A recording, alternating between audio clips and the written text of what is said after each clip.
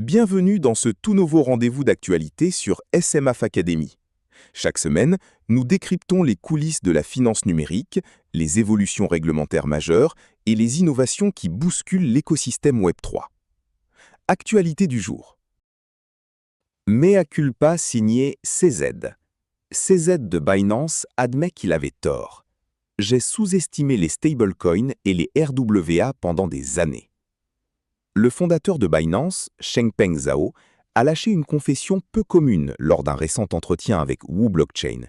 Il a sous-estimé pendant des années le potentiel des stablecoins et des actifs du monde réel tokenisés, les fameux RWA, Real World Assets.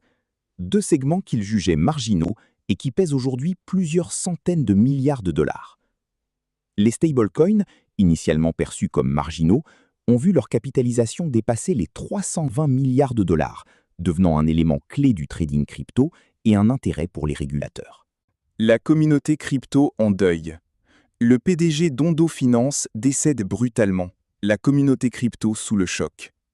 Nathan Holman, fondateur et PDG d'Ondo Finance, est décédé subitement, laissant derrière lui une entreprise endeuillée et une industrie sous le choc. L'annonce, publiée par Ondo Finance sur X, salue la disparition d'un dirigeant qui a profondément marqué la finance décentralisée.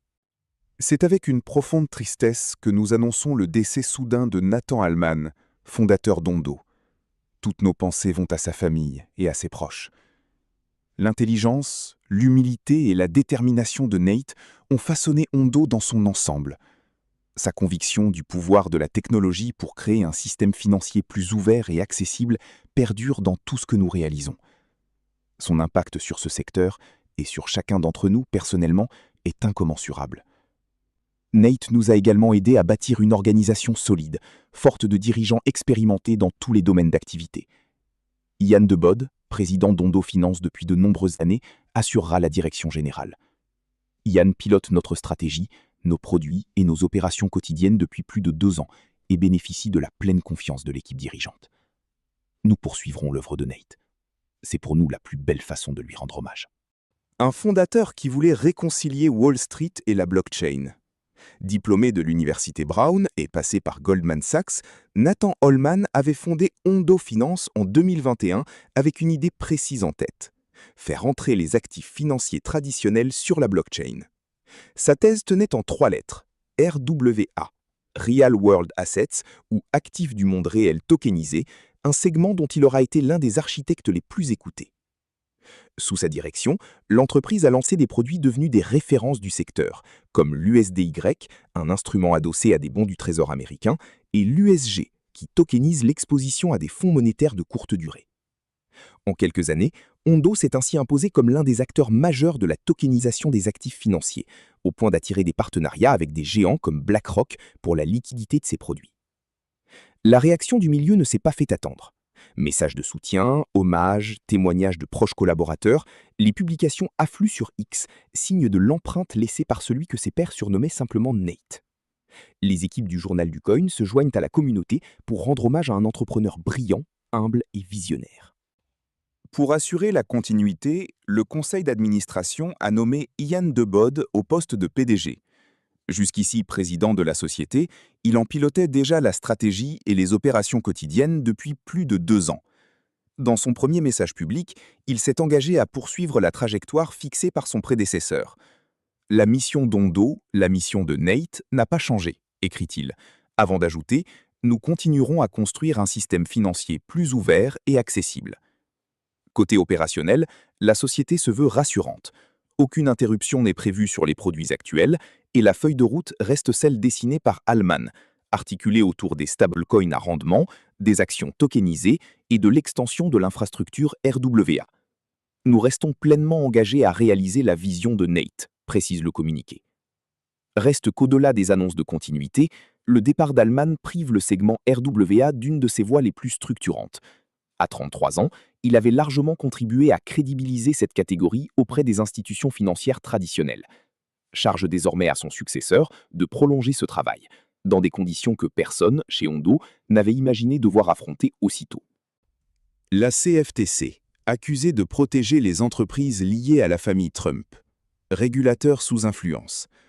La Commodity Futures Trading Commission, CFTC, gendarme fédéral américain des marchés à terme et des produits dérivés, encadre à ce titre les plateformes crypto qui proposent ce type d'instruments financiers. Une enquête du New York Times l'accuse pourtant d'avoir fermé les yeux sur les manquements réglementaires de 3 entreprises liées à la famille Trump, et même d'avoir poussé vers la sortie les employés qui s'en étaient inquiétés. 3 dossiers, un même soupçon de complaisance. D'après le quotidien new-yorkais, la CFTC aurait laissé passer plusieurs irrégularités, impliquant Polymarket, Crypto.com et une filiale de Gemini. Les griefs documentés par l'enquête sont précis. Pour Crypto.com, un traitement inéquitable des petits parieurs. Pour Polymarket, une protection insuffisante contre la fraude. Pour Gemini Titan, l'absence de validation réglementaire avant le lancement de son activité. Plutôt que de sanctionner ces entreprises, la présidente par intérim de la CFTC, Caroline Desfammes, aurait au contraire facilité leur approbation réglementaire, en passant outre les alertes émises par ses équipes. Quant aux employés qui ont osé documenter ces dérives en interne, ils auraient été suspendus, mis à pied, puis poussés vers la porte. Un malware s'attaque aux développeurs crypto. Solana, Sui et Aptos. Un malware pour les gouverner tous, appelé Trapdoor. Les hacks sont monnaie courante dans la crypto-monnaie. Et si les protocoles DeFi restent les cibles privilégiées, les utilisateurs sont également visés. Cependant, aujourd'hui, c'est aux développeurs que s'attaque le malware Trapdoor. Il a été repéré sur Aptos, Sui et Solana. Les détails. Hier, le 25 mai, les équipes de Socket Security ont alerté la communauté crypto sur une campagne de logiciels malveillants visant directement les développeurs. Selon leur rapport, plus de 34 packages malveillants ont été identifiés dans les registres de 3 langages de programmation distincts. Tous ciblent les environnements de développement des projets construits sur Aptos, Sui et Solana. Ces packages se cachaient sur NPM, Pipi et Crates.io. Ce sont les 3 principaux dépôts utilisés par les développeurs pour télécharger les librairies de code correspondant respectivement aux écosystèmes JavaScript, Python et Rust. Autant dire un point d'entrée stratégique.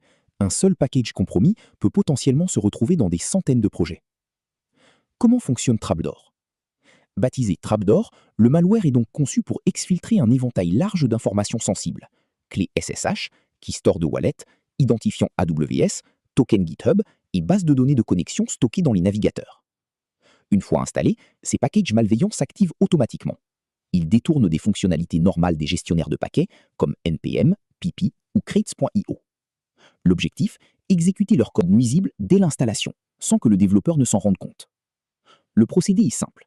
Tous ces packages se présentent comme des outils de scan de credentials, d'audit de sécurité ou d'aide au développement sur Sui. Bref, exactement le type de librairie qu'un développeur soucieux de sa sécurité serait tenté d'installer. Tellement bien camouflés que ce sont précisément les développeurs les plus prudents qui s'avèrent les plus vulnérables.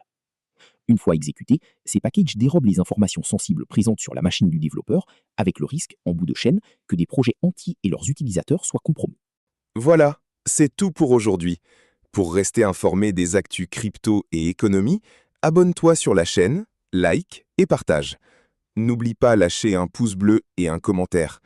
À bientôt pour une autre vidéo.